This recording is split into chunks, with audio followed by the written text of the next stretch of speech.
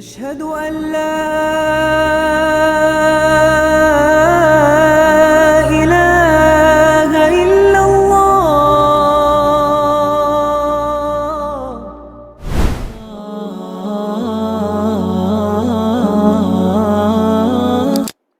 கண்ணியத்திற்குரிய எல்லாம் வல்ல அல்லாஹு ஜல்லஷானஹு தஆலாவின் நல்லடியார்களே, அல்லாஹுடைய பேரருளால் அவர் நமக்கு வழங்கி இருக்கிற புனிதம் நிறைந்த இந்த ஜும்மா தினத்தின் வழிபாட்டினை நிறைவு செய்வதற்காக உலகத்தில் அவனுக்கு விருப்பமான இடமாக இருக்கிற அவனுடைய மாளிகையில் நாம் ஒன்று குழுமி இருக்கிறோம். இந்த வாய்ப்பினை நமக்கு வழங்கிய வல்ல அல்லாஹுக்கே எல்லா புகழும் அல்ஹம்துலில்லாஹ். நம்முடைய வாழ்க்கையில் நாம் செய்கிற எல்லா விதமான நல்ல அமல்களையும் நற்காரியங்களையும் நற்தொண்டுகளையும் அல்லாஹ் ஏற்று அதற்கு நிறைந்த நன்மைகளை இம்மையிலும் மறுமையிலும் நம் யாவருக்கும் வாரி வழங்குவானாக என்கிற பிரார்த்தனையோடு இந்த ஜும்மா உரையை ஆரம்பம் செய்கிறேன். அன்புக்குரிய சகோதரர்களே, சகோதரிகளே, உலகத்தில் இறைவனை வணங்குவதற்காக, இறைவனை வழிபடுவதற்காக, இறைவன் இட்ட கட்டளைகளை நிறைவேற்றுவதற்காக, அவனுடைய அழைப்பிற்கு பதில் கொடுப்பதற்காக நாம் இறை இல்லங்களை இந்த உலகத்தில் நிறைய பார்க்கிறோம். இந்த இறை இல்லங்கள் பள்ளிவாசல்கள் என்று அழைக்கப்படுகிற அல் மசாஜித், இறை இல்லங்கள் என்று அழைக்கப்படுகிற அல் மஸ்ஜித், அல் மசாஜித், பள்ளிவாசல், பள்ளிவாசல்கள் என்று அழைக்கப்படுகிற இந்த இறை இல்லங்கள் உலகத்தில் லட்சக்கணக்கான பள்ளிவாசல்கள் இருக்கிறது. இந்த பள்ளிவாசல்கள், இறை இல்லங்கள் எதற்காக கட்டப்படுகிறது? இந்த இறை இல்லங்கள் கட்டப்படுவதுடைய நோக்கம் என்ன? இந்த இறை இல்லத்தை கட்டி முடித்ததற்கு பிறகு மக்கள் வழிபாடு செய்வதற்காக, இபாதத்து செய்வதற்காக அது வடிவமைக்கிற போது அந்த இறை இல்லங்களில் யாரை வணங்க வேண்டும், யாருடைய புகழ் அந்த இறை இல்லத்தில் துதிக்கப்பட வேண்டும், அந்த இறை இல்லத்தில் வருபவர்களுடைய நிலை எப்படி இருக்கிறது, அந்த இறை இல்லத்தில் அவர்கள் வழிபாடுகளை செய்துவிட்டு திரும்புகிற போது அவர்களுடைய நிலை எப்படி இருக்கிறது, எப்படி இருக்கும் என்பதையெல்லாம் திருமறை குர்ஆனும் நபிகள் நாயகம் ஸல்லல்லாஹு அலைஹி வஸல்லம் அவர்களின் வாழ்க்கை வழிமுறைகளிலும் நாம் ஏராள பார்க்கிறோம். நபிகள் நாயகம் ஸல்லல்லாஹு அலைஹி வஸல்லம் அவர்கள் மக்காவிலிருந்து மதீனாவிற்கு சென்றவுடன் அவர்கள் முதலாக செய்த காரியம் என்னவென்றால், இறைவனை தொழுவதற்காக ஒரு ஆலயத்தை தீர்மானித்தார்கள், நிர்ணயித்தார்கள், கட்டி முடித்தார்கள். எங்கெல்லாம் இறை இல்லங்கள் இருக்கிறதோ அங்கெல்லாம் வழிபாடுகள் நடந்து கொண்டே இருக்க வேண்டும். வழிபாடுகள் எந்த காலத்திலும் அது நின்றுவிடக்கூடாது. அந்த இறை இல்லங்கள் நிர்வகிக்கக்கூடியவர்கள், அந்த இறை இல்லத்திற்கு பொறுப்பாக இருக்கக்கூடியவர்கள் மக்கள் தொழுகைக்காக வருகிற போது அவர்களுக்குரிய எல்லா விதமான வழிவகைகளையும் அவர்களுக்கு தேவையான அடிப்படை வசதிகளையும் செய்து கொடுக்க வேண்டும். இது இஸ்லாம் நமக்கு சொல்லக்கூடிய மிக முக்கியமான கடமைகள். அல்லாஹ் ரப்புல் ஆலமீன் திருமறை குர்ஆனில் நமக்கு சொல்லித் தருகிறான், இந்த உலகத்தில் நான் மனிதனை எதற்காக படைத்தேன், இந்த உலகத்தில் மனிதனை எதற்காக படைத்தேன் என்கிற ஒரு இலக்கணத்தை அல்லாஹ் திருமறை குர்ஆனில் அறிமுகம் செய்கிற போது, ஒமா கலக்குதுல் ஜின்ன வல் இன்ஸ இல்லா லியஅ்புதூன், உலகத்தில் மனிதர்களாக இருந்தாலும் சரி அல்லது ஜின்களாக இருந்தாலும் சரி, மனித படைப்பாக இருந்தாலும் சரி, மனிதர்களுக்கு அப்பால் இருக்கிற மனித கண்களுக்கு தென்படாத ஜின் படைப்புகளாக இருந்தாலும் சரி, இந்த உலகத்தில் அவர்களை நான் எதற்காக படைத்திருக்கிறேன் என்றால் அவர்கள் என்னை வணங்க வேண்டும், அல்லாஹுவை வணங்க வேண்டும், என்னை வணங்க வேண்டும் என்பதற்காகத்தான் இந்த உலகத்துல நான் அவர்களை படைத்திருக்கிறேன். வேறு காரணங்கள் இல்லை.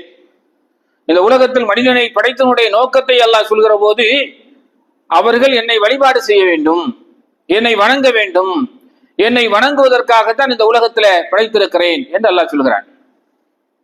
இந்த உலகத்தில் நல்லவர்களையும் தீயவர்களையும் பற்றி அல்லாஹ் திருமறை குர்ஆனில் இன்னும் பல இடங்களிலே சொல்கிற போது, இந்த உலகத்தில் நல்லவர்கள் யார், நல்ல சாலிகான பண்புடையவர்கள் யார் என்பதை பற்றியெல்லாம் அல்லாஹ் சொல்கிற போது, இந்த உலகத்தில் இருக்கிற மக்களிலேயே சிறந்த மக்கள், நான் படைத்த படைப்புகளிலேயே சிறந்த படைப்பு எதென்றெல்லாம் என்று திருமுறையில் அல்லாஹ் சொல்கிற போது குந்தும் கைர உம்மத்துன் உக்ரிஜத்துல் லின்னாஸ், நான் படைத்த படைப்புகளிலேயே நல்ல படைப்பு எது அப்படின்னா மனித படைப்பு. ஏன் அந்த மனித படைப்புக்கு ஏன் அவ்வளவு சிறப்பு அப்படின்னா, தஅமுருன பில் மஅரூஃப், அவர்கள் நன்மையை கொண்டு மக்களுக்கு ஏவுகிறார்கள், நல்லதை செய்ய சொல்கிறார்கள்.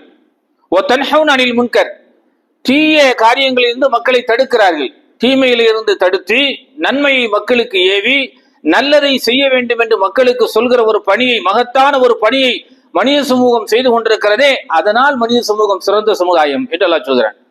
மனித சமுதாயம் சிறந்த சமுதாயம் என்பதற்குரிய இலக்கணம், அவர்கள் நன்மையை ஏவ வேண்டும், நல்லதை செய்ய வேண்டும், தீயவற்றிலிருந்து மக்களை தடுக்க வேண்டும். மனிதன் படைத்தவனுடைய நோக்கம் என்ன அப்படின்னா, அவன் என்னை வணங்க வேண்டும். என்னை வணங்குவதற்காகத்தான் இந்த உலகத்தில் படைத்திருக்கிறேன், நன்றாக புரிந்து கொள்ள வேண்டும். இந்த உலகத்தில் அல்லாஹ் நம்மை படைத்திருப்பது அவனை வணங்க வேண்டும் என்பதற்கு மாத்திரம்தான். அதனால்தான் அல்லாஹுவை வணங்குவதற்கு கால அளவுகள் கிடையாது. அல்லாஹுவை வணங்குவதற்கு நேரம் பார்த்தோ அல்லது குறிப்பிட்ட நேரங்களிலோ அவனை நினைத்து பார்ப்பதில்லை. நம்முடைய வாழ்நாளில் நம்முடைய உடலிலே உயிர் மூச்சு இருக்கிற வரையிலும் அவனை நினைத்து பார்த்து கொண்டே இருக்க வேண்டும், அவனை திக்ர் செய்து கொண்டே இருக்க வேண்டும், அவனுடைய புகழ் பாடிக்கொண்டே இருக்க வேண்டும், அவனை பற்றி பெருமையாக பேசிக்கொண்டே இருக்க வேண்டும். இது அல்லாஹ் நமக்கு தந்திருக்கிற மிக மகத்தான ஒரு பாக்கியம்.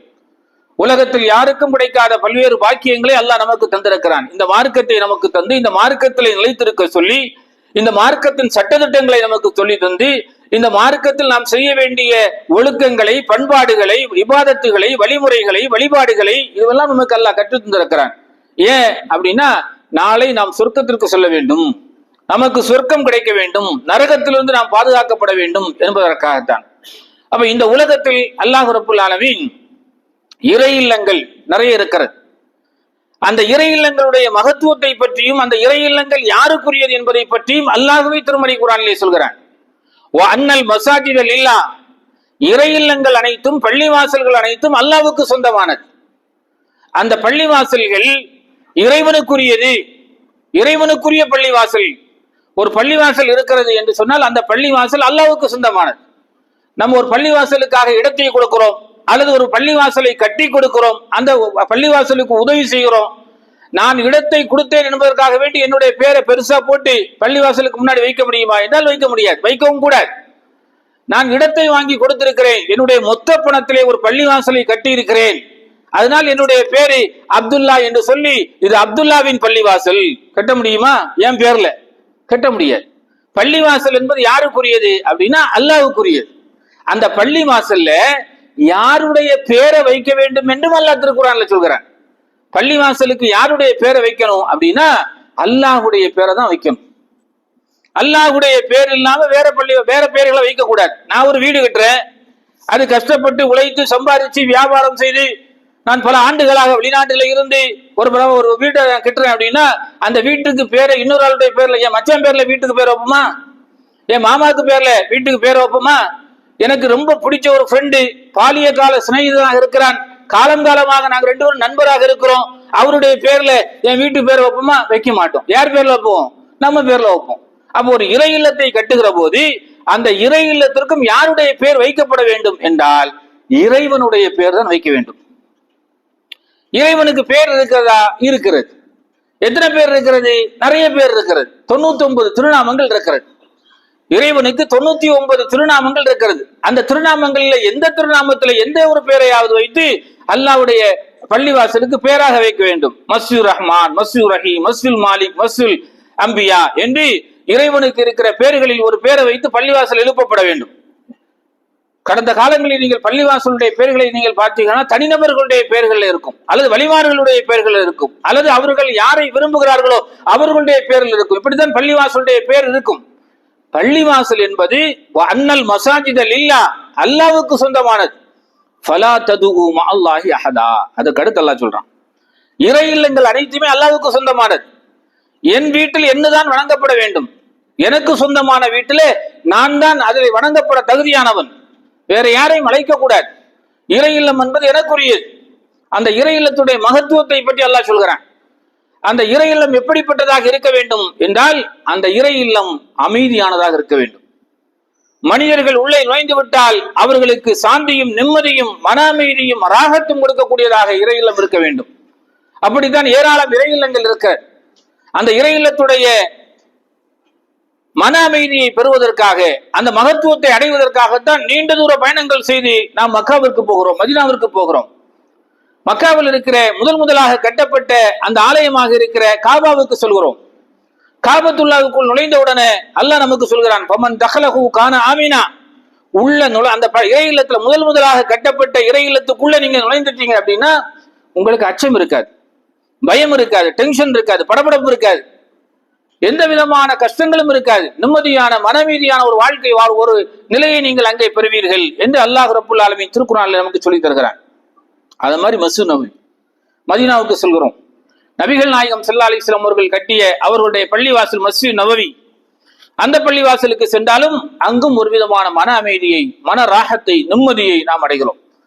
இதுதான் உலகத்தில் கட்டப்படுகிற எல்லா இறை இல்லங்களும் இப்படித்தான், இந்த அடிப்படையில் தான் கட்டப்பட வேண்டும். அல்லாஹ் திருமறையிலே நமக்கு சொல்லித் தருகிறான். பள்ளி வாசல்கள் கட்டப்படுவதுடைய நோக்கம் எதுவாக இருக்க வேண்டும் என்றால் இறையச்சம் தான் மையமாக இருக்கும்.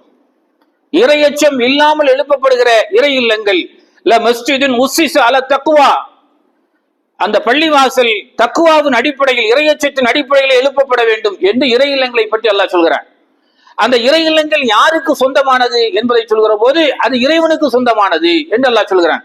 இறைவனுடைய பேர் அல்லாத வேறு பெயர்கள் அதிலே வைக்கப்படக்கூடாது, இறைவனை மாத்திரமே துதிக்கப்பட வேண்டும் என்றும் அல்லாஹ் திருமறை குர்ஆனிலே சொல்கிறான். அப்ப பள்ளிவாசல் என்பது இறைவனை வணங்குவதற்காக, இறைவனை நினைத்து பார்ப்பதற்காக, இறை வழிபாடு செய்வதற்காக, இறைவனை திக்ர் செய்வதற்காக, திருமறை குர்ஆன் ஓதுவதற்காக இருக்கிற இடம் இந்த இறை இல்லம். அந்த இறை இல்லத்துல அப்படிப்பட்ட பணிகள் தொடர்ச்சியாக நடந்து கொண்டே இருக்க வேண்டும் என்பதை இறைவன் விரும்புகிறான். அதனாலதான் மலக்குமார்கள் இங்கே வருகை வருகிறார்கள்.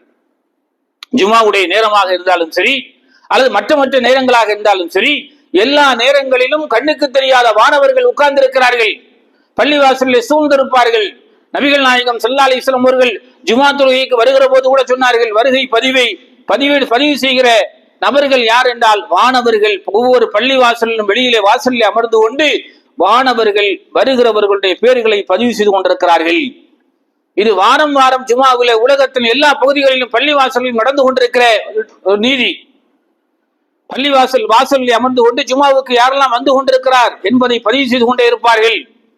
முன்கூட்டியே யாரெல்லாம் வருகிறார், இமாம் குத்பாவை ஆரம்பிப்பதற்கு முன்னால், மிம்பரில் ஏறுவதற்கு முன்னாலே யாரெல்லாம் வருகிறார் அவருடைய பெயர்கள் எல்லாம் ரெக்கார்டிலே பதிவு செய்யப்படுகிறது. இமாம் மிம்பரிலே ஏறி விடுவாரையானால் அதற்கு பிறகு யார் வந்தாலும் அவருடைய பேர் பதிவு செய்யப்படாது என்பதை நபிகள் நாயகம் ஸல்லல்லாஹு அலைஹி வஸல்லம் அவர்கள் நமக்கு சொல்லித் தருகிறார். அப்ப இறை இல்லம் எதற்கு அப்படின்னா இறைவனை வணங்குவதற்கு. இறை இல்லத்திற்கு உள்ள வந்துட்டா அப்படின்னா ஒரு ராகத்து, ஒரு நிம்மதி, ஒரு மன அமைதி நமக்கு கிடைக்கும். ரசூல் ஸல்லல்லாஹு அலைஹி வஸல்லம் வாழ்க்கையில் நீங்கள் பார்த்தீர்களேயானால் அவர்களுக்கு கஷ்டங்களோ கவலைகளோ சங்கடமான சூழ்நிலைகளோ ஏற்படுகிற போது பெருமானார் ஸல்லல்லாஹு அலைஹி வஸல்லம் அவர்கள் ஓடோடி பள்ளிவாசலுக்கு வந்து 2 ரக்காத்துகள் தொழுது அல்லாஹ்விடத்திலே பிரார்த்தனை செய்வார்கள். அவர்களுக்கு மன அமைதி கிடைக்கும், மன நிம்மதி கிடைக்கும், ஒரு விதமான ராகத்தை நான் உணர்கிறேன் என்று சொன்னார்கள். பெருமானார் ஸல்லல்லாஹு அலைஹி வஸல்லம் அவர்கள் வாங்கு சொன்னாலே பிலால் ரலியல்லாஹு அவர்களை அழைத்து, பிலாலை நீங்கள் வாங்கு சொல்லுங்கள், அரிஹினா பிலாலை நீங்கள் வாங்குக்கான அழைப்பை கொடுப்பீராக, மக்களை அழைப்பீராக, அதிலே ஒரு ராகத்தை, ஒரு நிம்மதியை, மன அமைதியை நான் உணர்கிறேன் என்று சொன்னார்கள்.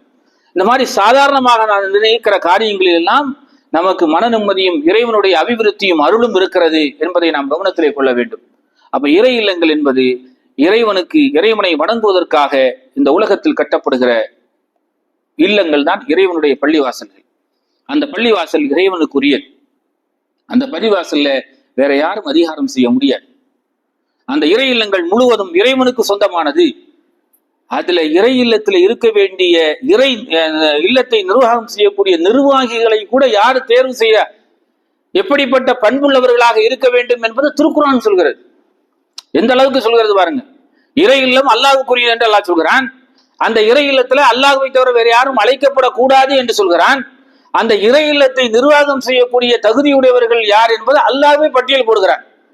நான் ஒரு வீடு வச்சிருக்கிறேன், என் வீட்டை நிர்வாகம் பண்றதுக்கு எனக்கு தெரியும். நான் ஒரு கம்பெனி வச்சிருக்கிறேன், என் கம்பெனியை நிர்வாகம் செய்வதற்கு நான் ஆளை செலக்ட் பண்ணுவேன். எனக்கு இருக்கிற வியாபார துறைகளை நான் செட் பண்ணுவதற்கு நான் ஆட்களை நியமிப்பேன். ஆனால் இறைவனுக்காக கட்டப்பட்டிருக்கிற இறை இல்லங்களை நிர்வாகம் செய்வதற்கு இறைவன் பட்டியலிடுகிறான். ஏன்னா அது அவனுடைய வீடு. இந்த மாதிரியான ஆட்களை தான் நீங்கள் இறை இல்லத்தில் நிர்வாகியாக வைக்க வேண்டும் என்று உலகம் முழுவதும் இருக்கிற பள்ளிவாசலுக்கு திருமறை குர்ஆனில் அல்லாஹ் சொல்கிற செய்தி. இது மிக முக்கியமானது. இறைவனுக்காக பள்ளிவாசல் கட்டப்பட வேண்டும். அடுத்து அந்த பள்ளிவாசல்ல இறைவனை தவிர யாரையும் அழைக்க கூடாது. ஃபலா ததுஉ மஅல்லாஹி அஹதா, அல்லாஹ்வை தவிர நீங்கள் யாரையும் இறை இல்லத்திலே அமர்ந்து கொண்டு அழைக்க கூடாது, பிரார்த்திக்க கூடாது, கையேந்த கூடாது. பள்ளிவாசலுக்குள்ள நுழைந்த உடனே பல பள்ளிவாசல்களை நீங்கள் பார்க்கலாம். பள்ளிவாசல்களின் முகப்புகளிலே வெளியே நீங்கள் பார்க்கலாம்.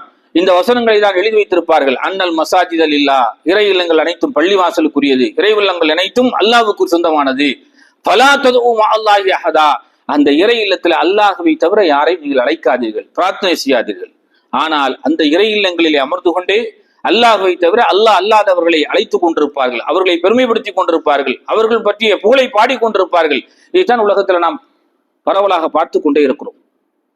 அந்த இறை இல்லங்களை நிர்வகிக்கக்கூடிய நிர்வாகிகளின் பண்புகளை பற்றி பட்டியலை அல்லாஹ் திருமறை குர்ஆனில் சூரத்து தௌபா என்கிற அத்தியாயத்தில் அல்லாஹ் சொல்கிறார். அந்த நிர்வாகிகள் எப்படி இருக்கணும், எப்படி இருந்தால் அது சரியாக செல்லும் என்பதை அல்லாஹ் சொல்கிற போது, இன்னமா யஅ்முரு மசாஜிதல்லாஹ், அல்லாஹ்வுடைய பள்ளிவாசலை, அல்லாஹ்வுடைய இறை இல்லங்களை நிர்வாகம் செய்யக்கூடியவர்கள் யாரு அப்படின்னா, நான் சொல்கிற இந்த ஆட்களை தான் நீங்க வைக்கணுங்கிறான் அல்லாஹ். இன்னமா யஅ்முரு மசாஜிதல்லாஹி மன் ஆமன பில்லாஹ், அவருடைய முதல் தகுதி என்ன அப்படின்னா, என்ன தகுதி? அவர் ரொம்ப பணக்காரராக இருக்கணும், எல்லாருக்கும் அறிமுகமானவராக இருக்கணும், எல்லாருக்கும் ரொம்ப வேண்டப்பட்டவராக இருக்கணும், சமூகத்துல முக்கிய பிரமுகராக இருக்க வேண்டும். இத தகுதி. இந்த தகுதி இல்லை. அல்லாஹ் சொல்கிற முதல் தகுதி என்ன அப்படின்னா, மன் ஆமன பில்லாஹ், முதல்ல அவர் அல்லாஹ்வை ஈமான் கொண்டிருக்கணும். முஸ்லிமான அல்லாஹ் தானே ஈமான் கொள்வான். நம்ம மனசுக்குள்ள எழும் சந்தேகம். இது அல்லாஹ் சொல்கிற என்ன இலக்கணமாக இருக்கிறது? முஸ்லீம்னா அல்லாஹ்வை ஈமான் கொண்டிருக்கு, நான் தான் முஸ்லீமே. இதையும் அல்லாஹ் சொல்றான், மன் ஆமன பில்லாஹ், அவர் அல்லாஹ்வை ஈமான் கொள்ளணும். ஈமான் கொள்றதுன்றது சாதாரண விஷயம் அல்ல. வெளிப்படையாக நானும் முஸ்லீமே, 10 பேர் பள்ளிக்கு வர்றான், 11 பேர் அல்லாஹ் கட்டிட்டு நிற்கிறேன், இது எல்லாம் முஸ்லீம், இது எல்லாம் ஈமான். ஈமான் என்பது உள்ளத்துல இருந்து வெளியே வர்றது. அது அல்லாஹ்வுக்கு தெரியும். என்ன எண்ணத்தோடு பள்ளிவாசலுக்குள்ள இருக்கிறார், என்ன எண்ணத்தோடு தொழுகைக்கு வருகிறார், என்ன எண்ணத்தோடு வியாபாரம் செய்கிறார், என்ன எண்ணத்தோடு பேசுகிறார், என்ன எண்ணத்தோடு நடக்குகிறார், அவருடைய உள்ளத்துல என்ன எண்ணங்கள் இருக்கிறது என்பதை நம்மை விட அதிகமாக அல்லாஹ்வுக்கு தெரியும்.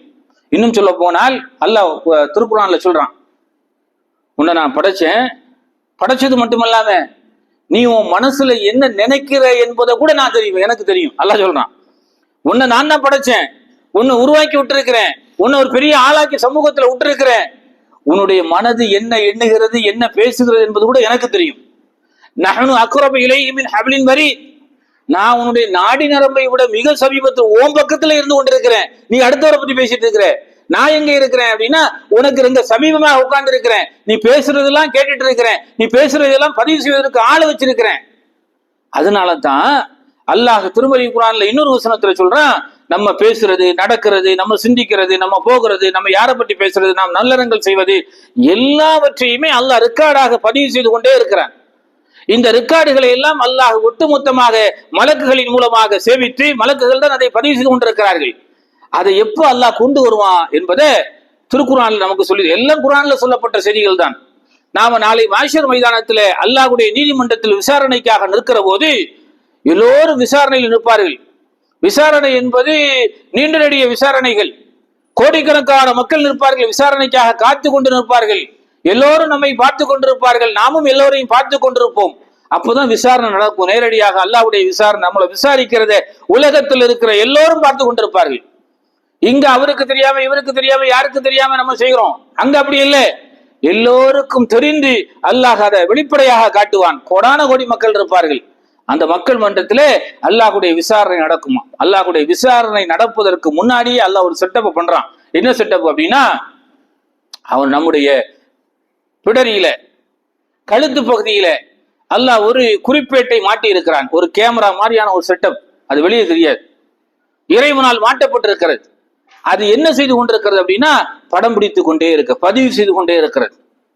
அல்லாஹ் சொல்கிறான், குல்ல இன்சானின் அல்சம்னாஹு தாயிரஹு ஃபீ உனுகிஹி, ஒவ்வொரு மனிதனுடைய கழுத்து பகுதியிலையும் ஒரு கருவியை நாம் பதிவு செய்திருக்கிறோம்.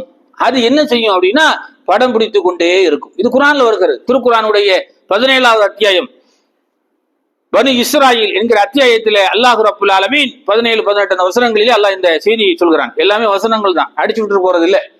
அந்த செய்தியில் அல்லாஹ் சொல்கிறான், உங்களுடைய கழுத்து பகுதியில ஒரு கேமரா மாதிரியான ஒரு செட்டப்பை நான் மாட்டி இருக்கிறோம். அது என்ன செய்து கொண்டிருக்கும்னா, அது பதிவு செய்து கொண்டே இருக்கும். மூத்தா போகிற வரைக்கும், உலகம் அழிகிற வரைக்கும் ஒவ்வொரு மனிதனுடைய செயல்களையும் காரியங்களையும் அது பதிவு செய்து கொண்டே இருக்கும். பதிவு செய்த அந்த பதிவேடு என்ன செய்யும் அப்படின்னா, நம்மிடத்துல இருக்கிற கம்ப்யூட்டரு, நம்மிடத்துல இருக்கிற லேப்டாப்பு, நம்மிடத்துல இருக்கிற நவீன போன்கள், நம்மிடத்துல இருக்கிற எல்லா விதமான மெமரி கார்டுகளும் இல்லாமல் போய்விடும். ஒரு கட்டத்தில் அழிந்து போய்விடும். நம்ம தேட முடியாது, எடுக்க முடியாது, அல்லது ஃபார்வேர்ட் பண்ணி விடுவோம். இது அழியாது. இது ஃபார்வேர்ட் பண்ண வேண்டிய அவசியம் இல்லை. அது காலம் காலமாக சேவ் ஆகி கொண்டே இருக்கும். அப்படிப்பட்ட ஒரு செட்டப் எல்லாம் வச்சிருக்கிறான். அதுக்கு டெலீட் பண்ண வேண்டிய அவசியம் இல்லை. அது எரர் ஆகி வேலை செய்யாம ஆகாது, நெட்வொர்க் ப்ராப்ளம் வராது. எப்படிப்பட்ட டெக்னாலஜி பாருங்க. மனிதனுக்கு அல்லாஹ் எவ்வளவு பெரிய வல்லமை அல்லாஹ் கொடுத்து டெக்னாலஜியை கொடுத்திருக்கிறான். அதை விட அந்த டெக்னாலஜி சிந்தனையை கொடுத்து அல்லாஹ் எப்படிப்பட்டவனாக இருப்பான். அது பதிவு பண்ணி கொண்டே இருக்கிறது. அந்த பதிவு பண்ணி கொண்டிருக்கிற அந்த இது, உதாரணத்துக்கு சொல்ல போவதாக இருந்தால், ஒரு 40 ஆண்டுகளுக்கு முன்னால் நம்ம ஒரு ஆளை பார்த்திருப்போம். அவர் அதற்கு பிறகு இடையில எங்கேயுமே பார்த்திருக்க மாட்டோம்.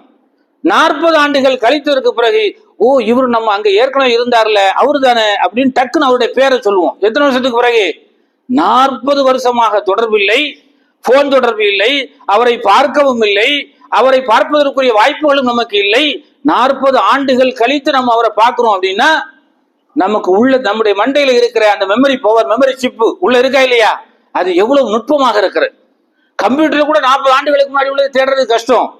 இது நம்ம அந்த ஆள் வந்து நின்ன உடனே, ஓ இவர் அவருலா என்று 40 ஆண்டுகளுக்கு முன்னாடி உள்ளதை சொல்கிற அளவுக்கு நம்முடைய உள்ளத்திலும் சரி, நம்முடைய சிந்தனையிலும் சரி, அப்படிப்பட்ட ஒரு செட்டப்பை எல்லாம் வைத்திருக்கிறான் என்று சொன்னால் எப்படிப்பட்ட மகத்தானவர்.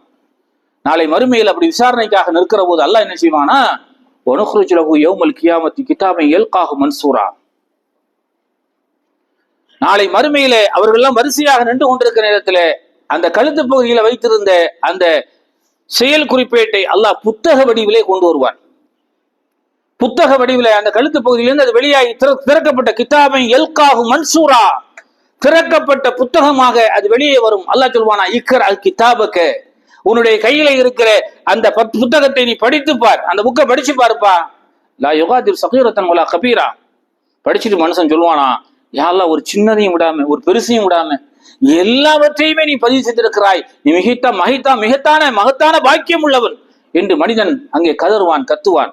அப்ப நம்முடைய எல்லா செயல்களுமே ரெக்கார்டு பதிவு செய்து பெற்றுக் கொண்டே இருக்கிறது. அது அழியாது. அது மறுமை நாளில மாஷர்ல அல்லாஹ் அதை விசாரணை நேரத்தில் அது வெளியே கொண்டு வரப்பட்டு அவனுக்கு காட்டப்படும். அப்படிப்பட்டது. அப்ப இறை இல்லம் என்பது இறைவனுக்குரியது. அந்த இறை இல்லத்தை நிர்வாகம் செய்யக்கூடிய நிர்வாகிகளையும் இறைவனை பட்டியல் கொடுக்கிறான். அதுல முதல்ல இருக்க வேண்டிய பண்பு என்ன அப்படின்னா, மன் ஆமன பில்லா, அவர் அல்லாஹ்வை ஈமான் கொண்டிருக்க வேண்டும். ஈமான் என்று சொன்னால் சாதாரண ஈமான் இல்லை, அசைக்க முடியாத நம்பிக்கை அவருடைய உள்ளத்தில் இருக்க வேண்டும். எந்த சந்தர்ப்பத்திலும் அவர் அசைந்து கொடுக்க கூடாது. கொள்கை உறுதியோடு இருக்க வேண்டும். அதுதான் ஈமான். ஈமான் என்பது எப்படி அப்படின்னா, கொள்கை உறுதியோடு இருக்க வேண்டும். பதவிக்காக கொள்கையை விட்டு விடக்கூடாது, அல்லது வேற காரியங்களுக்காக வேண்டி அதுல சின்ன அட்ஜஸ்ட்மெண்ட்களை பண்ணக்கூடாது.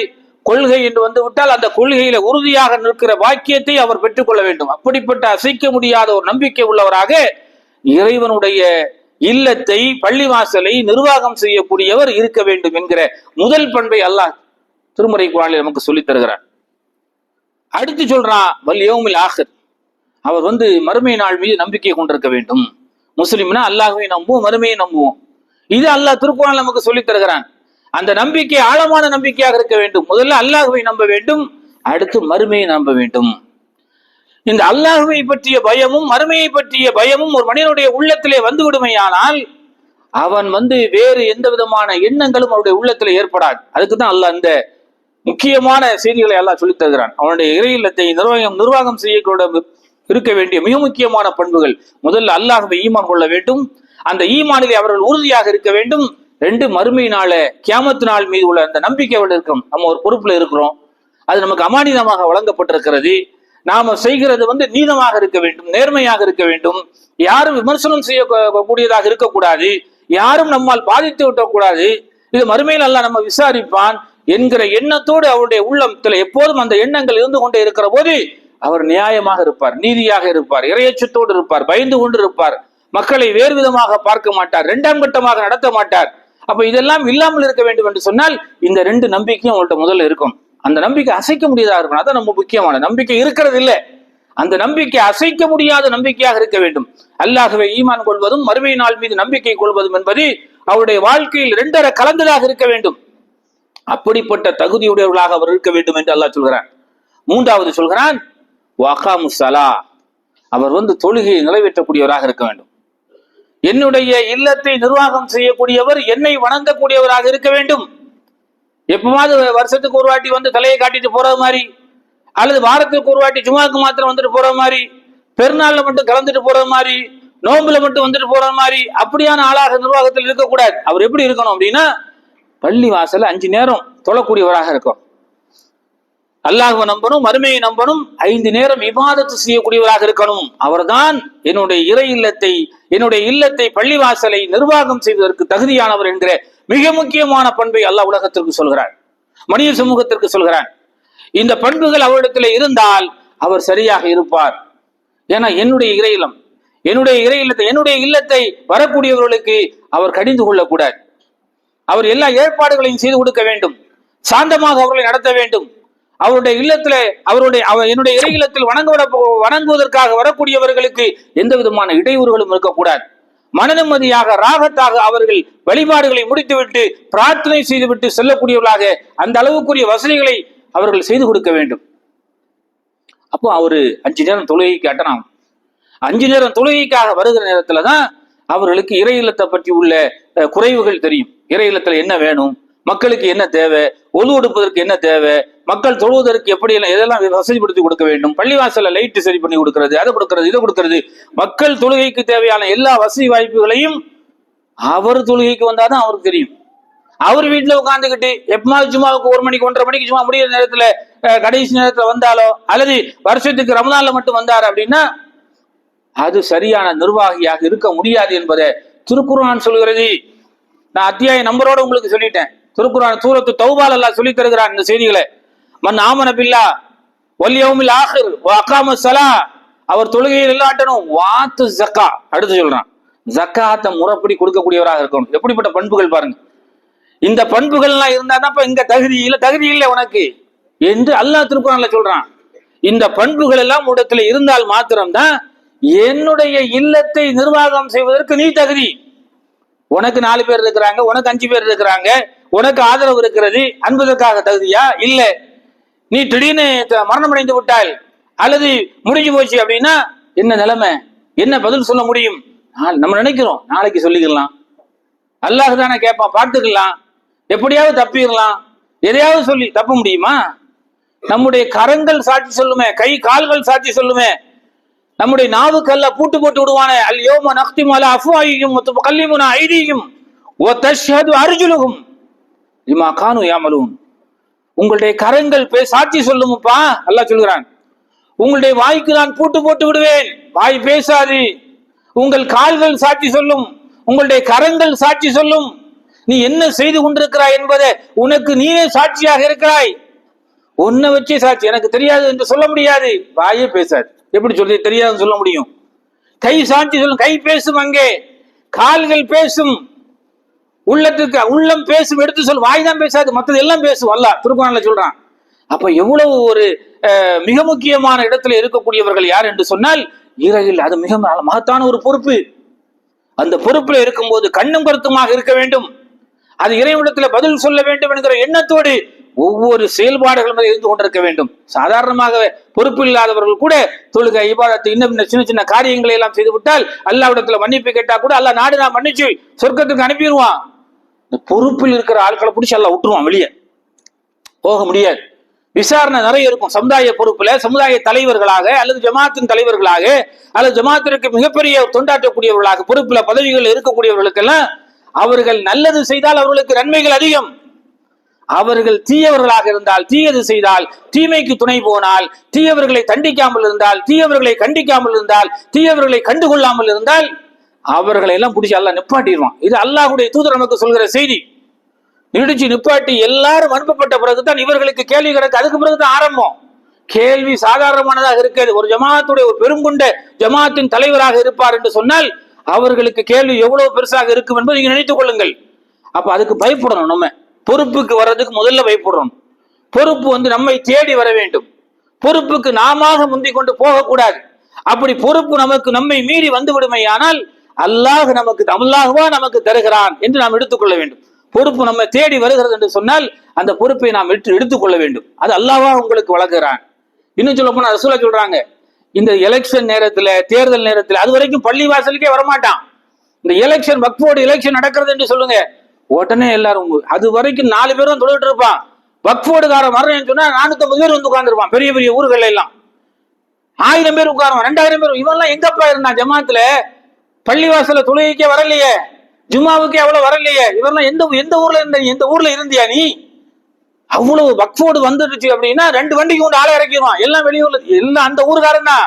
எங்கெங்க இருக்கிறான், பள்ளிவாசலுக்கு எந்த விதமான தொடர்புகள் இருக்காது, கொண்டு இறக்கிடுவான். எதுக்கு நீ என்ன செய்ய போற?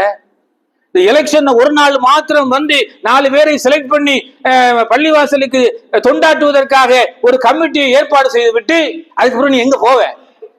நீ எலெக்ஷனுக்கு மட்டும் வர்ற, நீ நீ எப்படி பள்ளிவாசல் நிர்வாகியாக இருக்க முடியும்? ஆரம்பத்திலே உண்டத்துல குளறுபடி இருக்கிறது. பள்ளிவாசல்ல நிர்வாகத்திற்கு வருகிற எலெக்ஷனுக்கு மட்டும் நீ பிளான் போட்டு மற்றவரை வரவிடக்கூடாது, இங்க அவரை வரவிடக்கூடாது.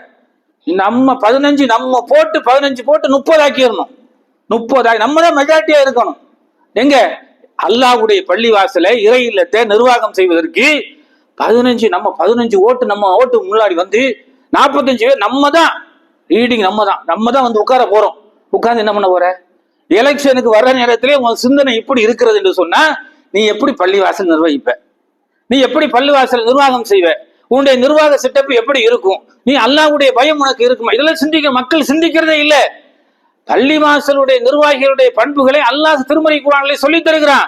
அவன் அல்லாஹ்வை நம்பணும், மறுமையை நம்பணும், தொழுகையாளியாக இருக்கணும், ஜக்காத்து கொடுக்கணும்.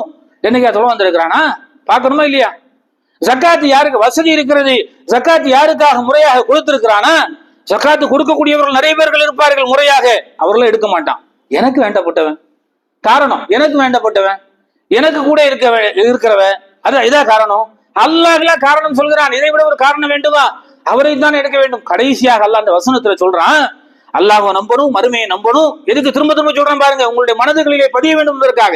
அல்லாஹ்வை நம்பணும், மறுமையை நம்பணும், 5 நேரம் தொழக்கூடியவராக இருக்க வேண்டும், ஜக்காத்து கொடுக்கக்கூடியவராக இருக்க வேண்டும். அடுத்து கடைசி 5வது அல்லாஹ் பண்பை சொல்றான், வலம் யக்ஷ இல்லல்லாஹ். இது ரொம்ப முக்கியமானது. அல்லாஹ்வை தவிர யாருக்கும் பயப்படக்கூடாது. நிர்வாகத்திற்கு, அது எந்த நிர்வாகமாக இருந்தாலும் சரி, குறிப்பாக இறை இல்லங்களுடைய நிர்வாகம், சொத்துக்கள், அனாதை சொத்துக்களுடைய நிர்வாகங்கள், பைத்துல் மாலுடைய நிர்வாகங்கள், அல்லாஹ்விற்காக வக்ஃப் செய்யப்பட்டதற்கு நிர்வாகத்திற்கு வரக்கூடியவர்கள், அவர்களுக்கு இருக்க வேண்டிய 5 பண்புகளை, இந்த 5 பண்புகள் இருந்தால் மாத்திரம்தான் நீ பள்ளிவாசலுக்கு நிர்வாகியா வரணும். இல்ல எனக்கு வேற யாரையாவது போட்டு ஒதுங்கிடணும், எனக்கு இல்ல, எனக்கு இதுல கொஞ்சம் இதா இருக்கு, நான் கரெக்டா தொழுதுக்கு வரமாட்டேன், எனக்கு இல்ல ஜக்காத்து, எனக்கு நான் கொஞ்சம் அப்படிதான் இருக்கிறேன், நான் அதான் சரியா பண்ணிட்டு நான் வர்றேன் அப்படின்னு நம்மளா ஒதுங்கிடணும். நல்ல ஆட்களுக்கு விட்டு கொடுக்க வேண்டும். நல்ல ஆட்களை, அப்பதான் ஜமாத் வளர்ச்சி அடையும், அப்பதான் நிர்வாக சட்டம் சரியாக போகும், அப்பதான் அடுத்தடுத்த கட்டங்களுக்கு போக முடியும், அப்பதான் நம்ம எந்த இலக்கை அடைய வேண்டும் என்று நினைக்கிறோமோ அந்த இலக்கை நோக்கி நாம் பயணிக்க முடியும். இப்படி ஒரு 4 பேரை வச்சுட்டு இருந்தீங்கன்னா ஒண்ணும் நடக்காது. இப்படிதான் இருந்துட்டு இருக்கும். 50 வருஷம் இல்ல 500 வருஷம் ஆனாலும் இப்படித்தான் இருந்து கொண்டே இருக்கும். அடுத்தடுத்து நம்முடைய வேலைகள் நிறைய இருக்கிறது. பள்ளிவாசலை விரிவுபடுத்த வேண்டி இருக்கிறது, பிள்ளைகளுக்கு ஒழுக்கம் சார்ந்த பண்புகளை கொடுக்க வேண்டி இருக்கிறது, ஸ்கூல் கட்ட வேண்டி இருக்கிறது, பெண் பிள்ளைகளுக்கு ஒழுக்கம் சார்ந்த காலேஜ் கட்ட வேண்டி இருக்கிறது, பல்கலைக்கழகங்கள், திட்டங்கள் நிறைய இருக்கிறது. திட்டங்களை செயல்படுத்துவதற்கு சரியான ஆள் இல்லை. சரியான ஆள் இல்லை என்று சொன்னால் சரியான ஆளை நாம் தேர்வு செய்யவில்லை. அதான் குளறுபடி. அப்ப அல்லாஹ் சொல்றான், வலம் யக்ஷ இல்லல்லாஹ், அல்லாஹ்வை தவிர யாருக்கும் பயப்படாதவராக யார் இருக்கணும்? இந்த நிர்வாக செட்டப்ல இறை இல்லத்தை நிர்வகிப்பதற்காக வரக்கூடியவர்கள் இருக்க வேண்டும். அல்லாஹ் தவிர யாருக்கும் பயப்படக்கூடாது. அல்லாஹ்வை தவிர அவர் யாருக்கும் பயப்படவில்லை என்று சொன்னால் அவர் கரெக்டாக இருப்பார். எப்ப அவர் பயப்படாம இருக்க முடியும், எப்போ அவர் பயம் இல்லாமல் இருக்க முடியும் அப்படின்னா, யாருக்கும் பயம் இல்லாதவராக எப்போது இருப்பார்? அவர் கரெக்டாக இருக்கும். எல்லா விஷயங்களையும் மனுஷன் தவறு செய்யக்கூடியவன் தான். அந்த தவறுகள் சுட்டி காட்டுகிற போது அதை திருத்திக் கொள்ள வேண்டும். உடனே கேட்கக்கூடாது, நாங்கெல்லாம் மலக்குகளா, நாங்கெல்லாம் சஹாபியா, நாங்கெல்லாம் வஹாபியா, அதெல்லாம் கேட்கக்கூடாது. நம்ம எல்லாம் மனுஷன் தான். மனிதன் தவறு உள்ளவனாகத்தான் நல்லா படைத்திருக்கிறான். சின்ன சின்ன தவறுகள் இருக்கத்தான் செய்யும். நிர்வாகத்துல சில பிரச்சனைகள் இருக்கும், நிர்வாகத்துல சில குளறுபடிகள் இருக்கும். எவ்வளவு பெரிய பள்ளிவாசலாக இருந்தாலும் சரி, அந்த பள்ளிவாசல்ல தலைவராக இருக்கிறது, செக்ரட்டரியா இருக்கிறது, பொருளாதாரா இருக்கிறது, அவர்களுக்குள்ள சில மனக்கசப்புகள் இருக்கும். அதனால ஊரை ரெண்டாக்கிடலாமா? ஊரை இல்லாமல் ஆக்கி விடலாமா? ஊருக்கு வருகிறதெல்லாம் நிப்பாட்டிடலாமா? கலந்து பேசு, விட்டு கொடுத்து போ, மஷூரா பண்ணு, ஆலோசனை செய். இதெல்லாம் குர்ஆன் நமக்கு சொல்லித் தருகிறது. வஷாவிருக்கும் ஃபில் அம்ரி, நபிகள் நாயகம் ஸல்லல்லாஹு அலைஹி வஸல்லம் மக்களுக்கு போதித்த நற்பண்புகளை பற்றி அல்லாஹ் திருக்குர்ஆனிலே சொல்கிற போது அவருக்கு அல்லாஹ் சொல்லிக் கொடுக்கிறான். நீங்க நபி முகமது உங்களோடு இருக்கிறாங்களே, அவர்கள் எல்லாம் இப்படிப்பட்டவர்கள் தெரியுமா? எல்லாம் என்னாலதான் வந்துட்டோம் அப்படின்னு நீங்க நினைக்கிறீங்க. ரசூலுல்லாஹ் எல்லாம் சொல்றான், உங்க கூட இருக்கிற நபி தோழர்கள்லாம், உங்க கூட இருக்கிற சஹாபாக்கள்லாம் உங்களால தான் இருக்கிறாங்க அப்படின்னு நீங்க நினைக்காதீங்க. ஃபபிமா ரஹ்மத்தின் மினல்லாஹ், அல்லாஹ் உங்களுக்கு தந்து இருக்கிற அருளின் காரணத்தினால் உங்களோடு இருக்கிறார்கள். ஒலவு குந்த ஃபல்லல் கலீலல் கல்ப் லன்ஃபல்லு மின் ஹவ்லிக், நீங்க கொஞ்சம் கோபமாக, கடின சுத்தம் உடையவர்களாக, மாற்று சிந்தனை உடையவர்களாக, கடுகடுத்தவர்களாக நீங்கள் இருப்பீர்களே, ஆனால் லன்ஃபல்லு மின் ஹவ்லிக், உங்களை விட்டு என்னைக்கு ஓடி இருப்பாங்க. வாஃபான்ஹும், அவர்களை மன்னியுங்க. வஸ்தக்ஃபிர் லஹும், அவர்களுக்காக அல்லாஹ்விடத்தில் பிழை பொறுக்க பாவ மன்னிப்பு தேடுங்கள். வஷாவிருக்கும் ஃபில் அம்ரி, நிர்வாக விஷயங்களிலே கலந்து ஆலோசனை செய்யுங்கள், மஷூரா செய்யுங்கள். மசூரா செஞ்சு விட்டு கொடுத்து போங்கள். என்ன செய்ய வேண்டும் என்பதை சேர்ந்து உட்கார்ந்து செய்யுங்க. அப்பந்தான் பரக்கத்தாக இருக்கும். இல்லை என்றால் அது பரக்கத்தாக இருக்காது. நீங்க நினைக்கலாம் நம்ம தான், இல்ல, மக்களுக்கு தெரியும். மக்கள் பார்த்து கொண்டிருப்பார்கள், சொல்வதற்கு பேக்கடிச்சு இருப்பார்களே தவிர மக்கள் எல்லாம் தெரிந்து கொண்டிருக்கிறார்கள். அதனால உலகத்தில் இருக்கிற எந்த பள்ளி வாசலாக இருந்தாலும் சரி, அந்த பள்ளி வாசலை நிர்வாகம் செய்வதற்கு அல்லாஹ் சொல்கிற இந்த 5 வகையான தகுதியுடையவர்கள் அந்த இறை இல்லங்களில் இருந்தால் மாத்திரம்தான் அந்த இறை இல்லங்கள் சரியாக இருக்கும். அடுத்தடுத்த இலக்கை நோக்கி அது பயணிக்க முடியும். இல்லை என்று சொன்னால் நமக்குள்ள பிரச்சனைகளை பார்த்து பார்த்தே அதற்கே நேரம் சரியாக இருக்கும். நபிகள் நாயகம் ஸல்லல்லாஹு அலைஹி வஸல்லம் கட்டமைத்த இறை இல்லங்கள் எப்படி இருந்தது மதீனாவிலே என்றால், வெறுமனே தொழுக மாத்திரம் இல்லை, தொழுதுட்டு கூட்டிட்டு போறது இல்லை. பள்ளிவாசல் லோகரா வாங்க சொல்லி 4 ரக்கா தொழு, 10 நிமிஷம் பள்ளிவாசல் ஃபேன்லாம் ஆஃப் பண்ணி கூட்டிட்டு போயிட்டு அதான் பள்ளிவாசல். பள்ளிவாசல் என்பது எப்போதும் திறந்திருக்க வேண்டும். அதற்கென்று பொறுப்புதாரிகள் இருக்க வேண்டும். பள்ளிவாசல்ல அல்லாஹ்வை திக்ர் செய்து கொண்டே இருக்க வேண்டும். பள்ளிவாசல் தான் எல்லா பணிகளும் நடந்து கொண்டிருந்தது. தனியாக பெருமானார் ஸல்லல்லாஹு அலைஹி வஸல்லம் அவர்களுக்கு தனியாக வேற எந்த இடங்களும் இல்லை. அதுக்கு ஒரு ஆபீஸ், இதுக்கு ஒரு ஆபீஸ், அதுக்கு ஒரு அலுவலகம், இதுக்கு ஒரு அலுவலகம், எல்லாம் இறை இல்லங்கள் தான். அந்த இறை இல்லங்கள் தான் எல்லாத்தையும் செய்தார்கள். சமூக பிரச்சனைகளாக இருந்தாலும் இறை இல்லத்தில் உட்கார்ந்து பேசி தீர்வு கண்டார்கள். குடும்ப பிரச்சனைகளா இறை இல்லத்திற்கு கொண்டு வந்து அதை பேசி தீர்வு கண்டார்கள். இவன் குடும்ப பிரச்சனைன்னா அவனுக்கு தெரியாமலே போலீஸ்ல போயிடுறான். எதுக்கு போலீஸ்ல போ, நீனே பேசு, 4 பேர் ஜமாத் கமிட்டி வை, ஷரியத் கமிட்டி என்று மக்காப்பள்ளி, சென்னையில மக்காப்பள்ளியில எல்லாம் முன்னாடி இருந்தது ஷரியத் கமிட்டி, ஷரியத் கோர்ட்.